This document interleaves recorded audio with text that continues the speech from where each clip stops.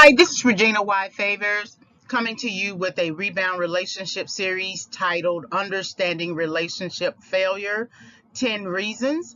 This is going to be a collective lecture, and it is divided into multiple videos. So, you will need to listen to the first part, the second, the third, and so on.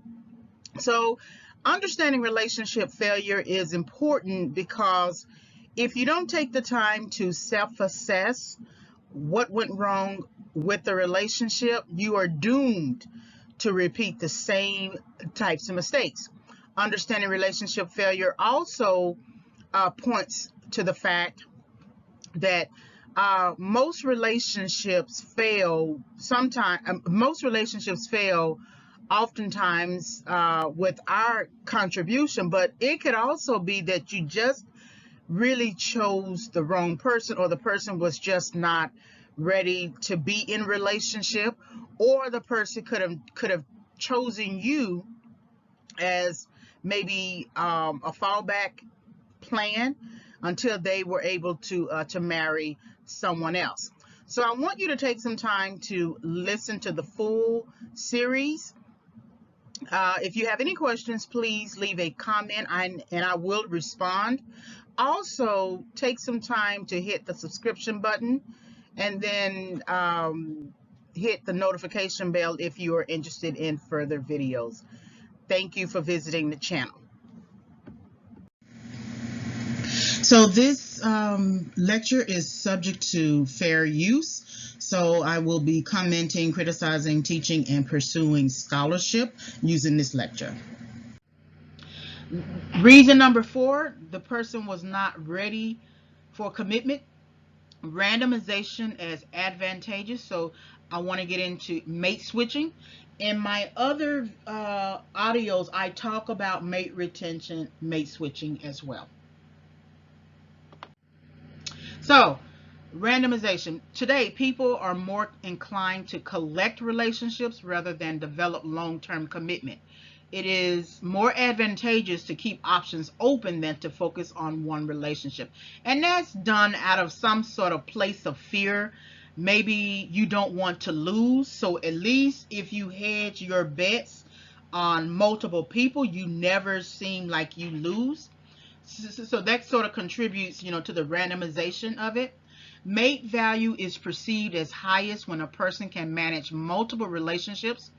This includes entering the dating environment where sexual encounters and sexual access is the main motivator for sustaining short-term mating strategies. However, even with short-term mating strategies, the development of attachment is always possible, even though the person may not be ready for commitment. So a lot of times people who go on the dating market are the types of people who are really built for relationships and will in some ways treat their short-term mating partner like it's a relationship, confusing the situation. But they also may not be ready for commitment at a particular stage in their life, even though they are relationship people.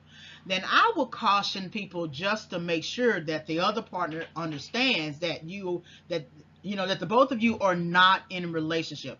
The reason why people don't do this is because they think the partner is going to leave, and so instead they do the game playing and keep the partner on the hook, and then sort of switch on the partner and leave and go and be with somebody else, right?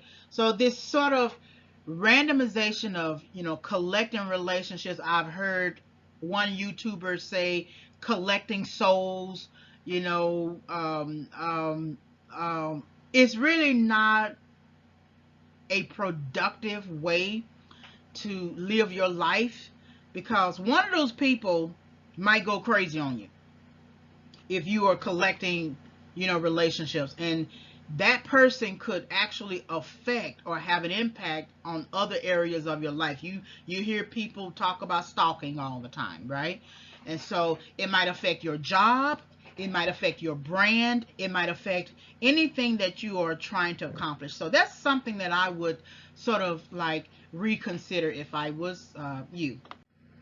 Context specific attachment. So relationship partners at late childhood, adolescence, and adulthood can serve as attachment figures. Relationship partners may be siblings, familiar, co-workers, teachers and coaches, close friends, as well as romantic partners. It is what Bowlby called hierarchy of attachment figures. There may also be context specific attachment figures. The dating environment is arguably subject to Bowlby's definition for hierarchy of attachment figures. Dating rotation. So this is something that I wanted to, connect to hierarchy of attachment relationships. Um, Both men and women today create and maintain a dating rotation for various reasons. A dating rotation may consist of 4 to 5 people that the main partner compiles. And remember, collecting relationships.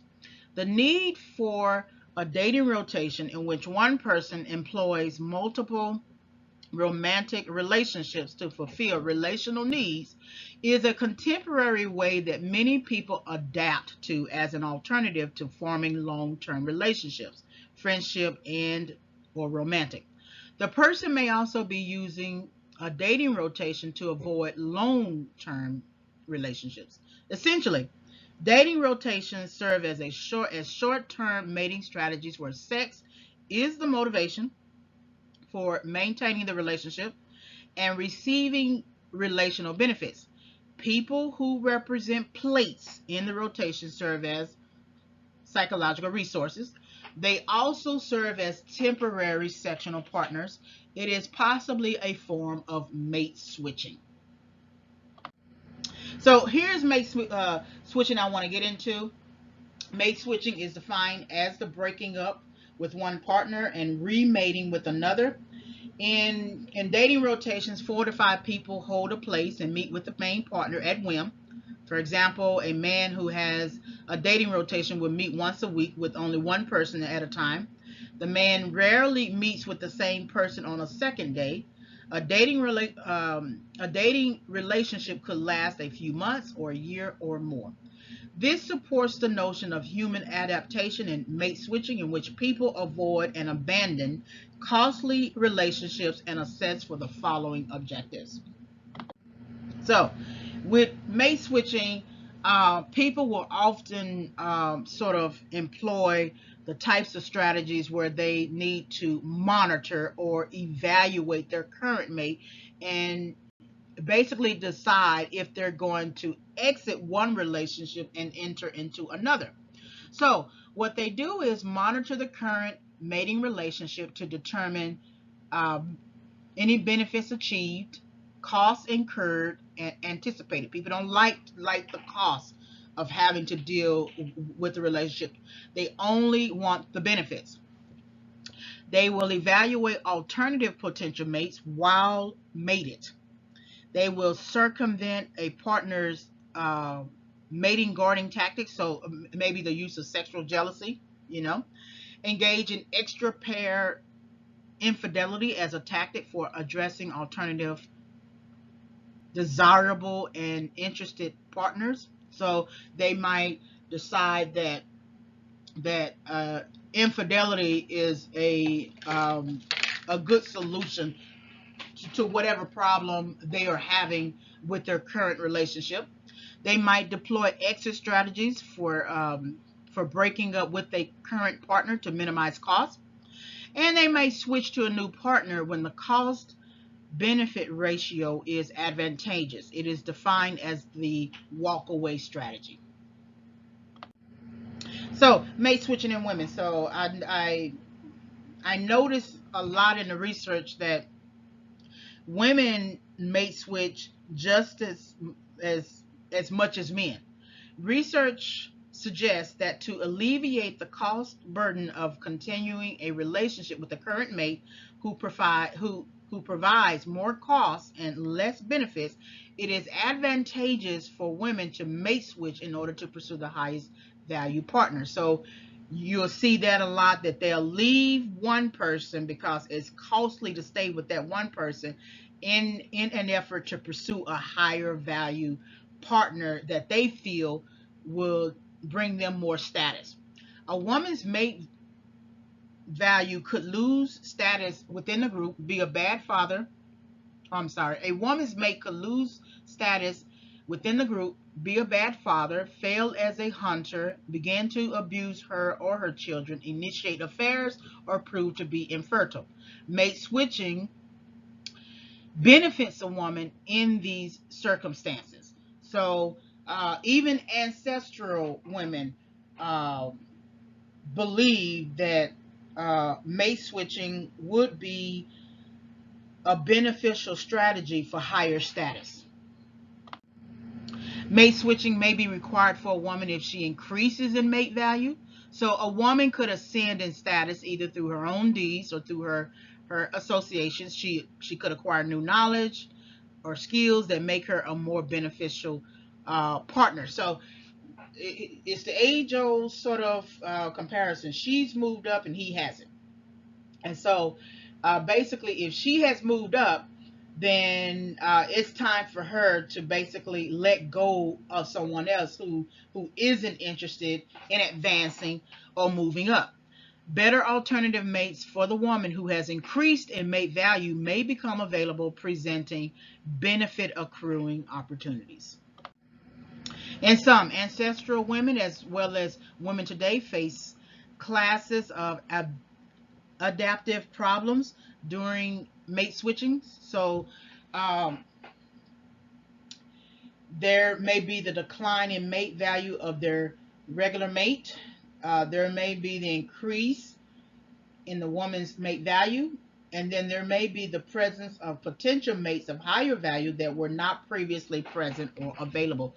So you could be a person who was married to another person or with someone for long-term cohabitation, and then all of a sudden you got a raise, or you got more money or something like that, and the person that you really truly wanted to be with wasn't available at that time. That person was maybe married to someone else, maybe out of town or something like that. But as soon as you got more or you did better, it's almost like you went kind of looking for that person who wasn't available at the time. Or you could just choose a new person altogether, that the person that you no longer want to be with your current mate, and that a person of higher value would be more beneficial to you. Women who track their partner's mate value often provide the following reasons for mate switching. So that sort of inadequate economic support from the husband, cited as a reason for divorce. The current partner is permanently less beneficial. If the woman's mate value increases as a result of receiving an inheritance or elimination of rivals. Emotionally dissatisfied with the current partner, and that desire to cultivate a backup male. There are three components of potential alternatives. That's interest, value trajectory, and eligibility. So with interest, does the alternative show attention, attraction, or desire for the already mated woman? So this part of the section is on why the woman would sort of mate switch versus why the man. Does the elevated attention signal interest in a committed relationship or uncommitted sexual desire? And then assessment ensures that a woman does not leave an investing mate for one unwilling to commit. So you may, this is how you would gauge interest. If you're interested in cultivating a backup mate, you go through this process, okay? Um, um, the alternative has to show interest in you. why would you leave one mate who is actually investing in you for another mate that you're not sure of? Then if you want to cultivate a backup mate, is it just for sex reason, or is it that you want a commitment? And then if the person is not willing to commit, there's no sense in you leaving and losing a current partner for a potential alternative. So interest is defined in these three ways. Value trajectory. So how does the desirability of the alternative compare to the current mate? So it's all about mate value. Is the alternate incrementally better than the current partner in mate value to offset the cost of a switch? Because once you decide that you want to switch, there are costs to it, especially if you are married. You have the cost of your current partner, giving you a bad reputation, a bad name, cutting off financial resources, right? So it's something that you want to, sort of gauge right before you decide to leave that partner. Eligibility. Is the interested alternative actually free of encumbering commitments such as an existing spouse or crushing obligations to offspring? I never thought that a married man was ever an option for me, not even if he was separated. But the last relationship I was in, I found out that he was married 2 years in, and I had already fallen in love with him, and so it was hard to exit. But once I realized that he was sort of like a player from the Himalayas, I knew that I was going to have to exit, and I followed that. I followed that up with an exit to a plan to exit. But that is something to know, that somebody else's man or somebody else's woman should never be an option for you. Okay, monitoring alternatives. So people monitor for potential alternatives and experience shifts in their relationship satisfaction. Studies have also focused on how inattention to potential alternatives aids in maintaining the current relationship. This means that mate switching occurs when attention is projected onto a potential alternative and the valuation of that potential is beneficial. This extends the mate switching hypothesis to the backup mate hypothesis. So the backup mate hypothesis I thought was very interesting in the research. So Duntley and Buss suggest that because regular mates may cheat, lie, defect, and decline in value, people experiencing high relationship mate value would benefit from cultivating potential replacement mates. That's just such a weird sentence, but it's, I guess, this whole idea that there's the expectation that your mate is going to essentially decline in mate value. So therefore, you need to keep in mind to cultivate a potential replacement mate. Okay. Ancestral women without a backup mate would have suffered as a result of a lapse in protection, mate investment, and resources for her children. It is no different than people changing jobs and their insurance lapsing. Backup mates for both men and women may be characterized as an average of 3 potential replacements. Both sexes report that knowledge of their backup mate becoming involved with someone else would cause them to be upset. So this is a partner who's already made it to someone else, and then they are cultivating a backup mate, and that backup mate would be upset if their backup mate got involved with someone else. Just as strange as, I don't know.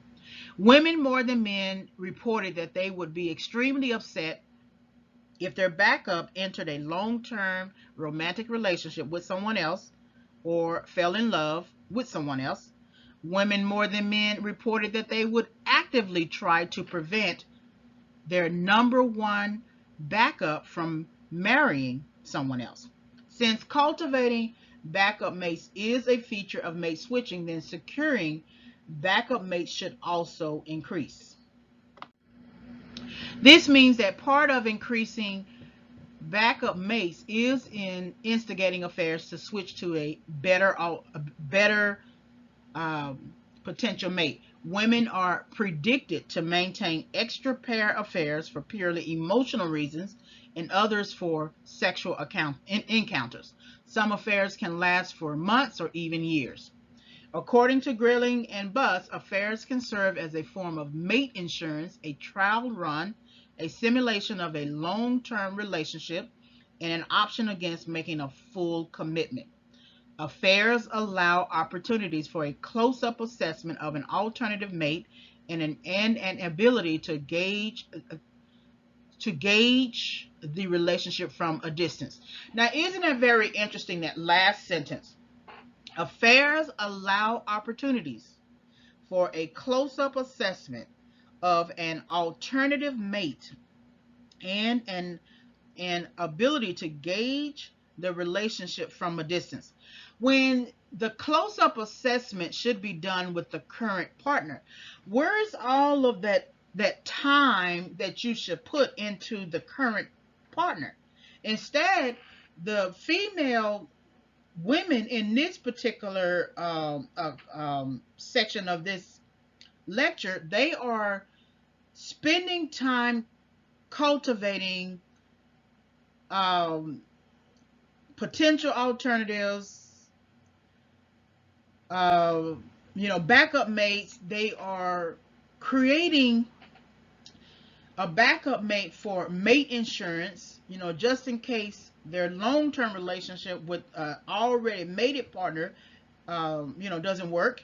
And there's more time and work ethic, given to cultivating the possibility of an alternative mate versus the possibility of moving the current relationship further long term. So it's just very interesting. The pursuit of a backup mate is also based upon emotional disengagement. Emotional disengagement is a process of psychologically divesting from the current partner. Conroy Bean et al. Suggests that the emotion that facilitates disengagement is relationship dissatisfaction. Relationship dissatisfaction is so relative. Sometimes people can be dissatisfied because the partner is not giving in right to the way that they want that partner to do, or it could be relationship satisfaction or dissatisfaction could be as a result of infidelity in the relationship. I understand that if you want to disengage, but many people tend to disengage just simply from just weird, strange reasons, just to do it. It could be out of sport, it could be out of play. It's something to think about.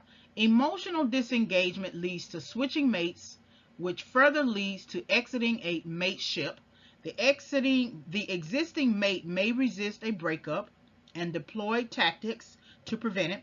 These include ratcheting up the benefits of staying or threatening to inflict costs for leaving. Exiting a mateship creates adaptive problems such as minimizing costs inflicted by the ejected partner.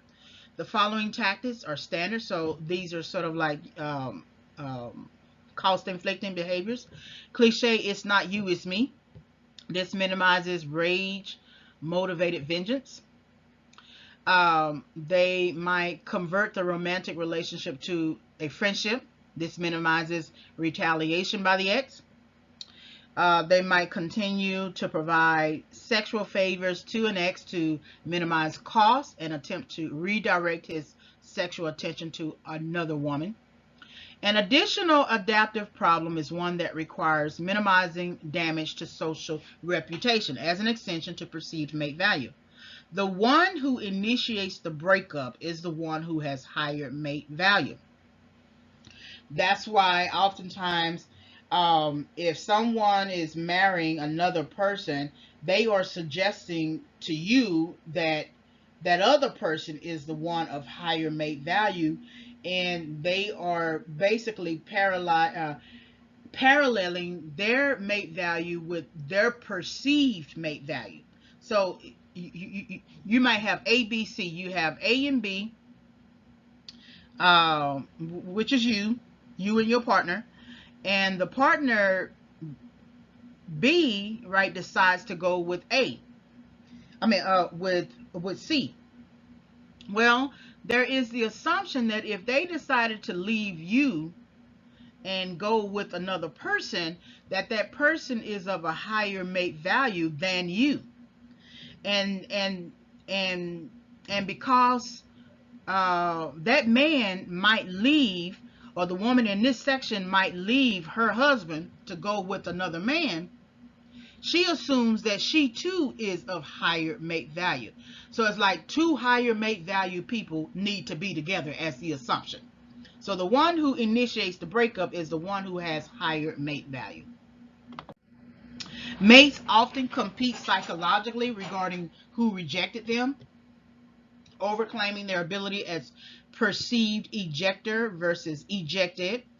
Another tactic is to disseminate negative information about the ejected mate, which ultimately lowers the ejected partner's mate value and minimizes the damage to the perceived ejector's mate value.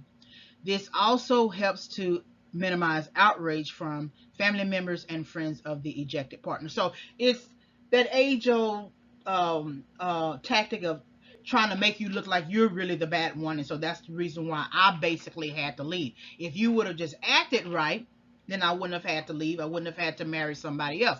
But they wanted to marry someone else anyway. So what they do is they try to justify that decision. At the same time, they try to minimize that decision and how it affects them negatively, right? They don't want to look bad in the situation. They only want to look like they had to make that decision to let you go because for whatever reason, when the actual reason is they just wanted another mate. That's it. An additional adaptive problem involves the children at post-war breakup. Ejected partners or exes resist continuing investment, preferring to use resources for securing new mates. Problems are often compounded. Remating is the last part of the mate switching sequence. One form of mate switching would occur when the affair partner or backup or potential mate becomes the new regular mate, in which case the problems of mate search, mate choice, and mate attraction post breakup are solved. The new regular mate offers better benefits and is less cost inflicting. So you hear people, women all the time say, I was with him for 5 years. He left me, and then he met some other woman and he married her in 3 months. He didn't just meet somebody and, marry them in 3 months. He already knew that person. He was already cultivating that relationship while he was keeping you on hold. Same thing with a woman. She didn't just all of a sudden marry some man, after a breakup. She already knew that man. He could have been maybe like an old friend from high school. He could have been a person on her job, like an old friend on her, a person on her job. But she knew of him. She was learning about him. She was interested in who he was as a person. They would sit at lunch together at the job, right? And so all of a sudden they just marry someone else, in 3 months? No. They were cultivating that situation, as well as their relationship. The use of a backup mate helps the woman to transition well. If the woman breaks up with the mate without a backup mate or immediately transitioning to a new mate, she would have to enter the mating market and begin the process of mate competition, mate attraction, mate choice. So, at least in their thinking, I don't agree with it, but at least in their thinking, if they cultivate a backup mate while they know that they're going to exit their current mate partner situation, then they won't feel like they are at a loss. It'll be like a transition. The problem with that is that you're still sort of, married to the person, even if you are separated. I never understood why people who are separated while married go out on dates. If you don't want the situation with your current partner with whom you are separated, go on ahead and divorce that situation. Like I said at the beginning of this lecture, marriage is not a dating situation. It's not dating. When you want to date, you date. When you want to marry, you marry. And people are trying to sort of intertwine them as, well, I feel like I need to do what I need to do for me. The problem with that is you got kids, you got other situations, and these new partners, they're not as sound as they were back then. They're like killing you today. Um, Threatening to go public at your jobs and affecting your income and your brand. I would be really careful about that. However, rushing too soon into another relationship out of desperation or revenge might lead to poor mate choice and decreased mate value. But women also who mate switch will experience less negative affect over the breakup, less damage to self-esteem, less persistent rumination about the breakup, and less anxiety over the unanticipated cost of the breakup compared to women who break up and re-enter the mating market anew. Well, if they mate switch, the potential partner has to be high status. It's still, the person still has to be high value. It's not like moving from one regular mate to, like another, type of mate, a low value mate to another low value mate. It's going to be less anxiety and less cost and less persistent rumination, less damage to the self-esteem because the potential partner has a higher mate value. And so by default, because you feel like you can pull a high status man, a high value man, therefore you must believe you are high value. So the other woman who is not have high value, she would have problems re-entering the mating market anew. Mate switching psychology also applies to men, and the costs tend to be the same. However, the focus of the study was on women and their mating strategies. The costs of mate switching for women include the following. So, a damaged reputation as a result of a divorce or infidelity, loss of social support, including friendships and family members. According to Buss and Dentley, there are mate switching costs inflicted from the former partner as a result of the breakup, which include withdrawal of financial support, disclosing damaging personal information, spreading false rumors, stalking, and killing her. That's why I say many of these people are, sort of playing games in these sex, marriage, separation markets, and they just assume that they can get in and get out without too much trouble. But people, when they enter these markets, they are entering these markets really sort of, psychologically, mentally broken. And you really don't know who you are getting today. Revenge porn, nude photos, which damages mate value and impairs social position, and then affects children, in which children lose economic investment from their father and kin and may be vulnerable to exploitation. So these are a summary of cause for mate switching. So here's the last slide on contributing factors regarding why relationships fail, and then by extension why possibly a partner might decide to marry someone else. So mate switching, cultivating backup mates, using affairs as mate insurance are likely contributing factors for partners who marry someone else. All right, so hopefully you were able to gain insight from this video discussion. Please like, subscribe, and visit. So uh, please like the video, hit the notification bell for more discussions. I am re-uploading all of my audios, so I needed to make some changes to them. You can visit my website for more content at reginayfavors.com. If you want to send me an email, you can send an email reginayfavors@yahoo.com.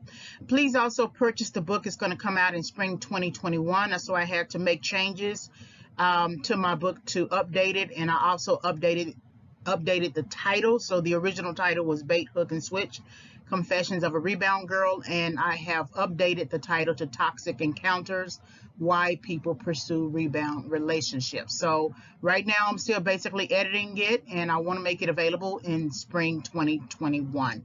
So thank you very much for visiting my channel, and I am Regina Y. Favors. Have a great day.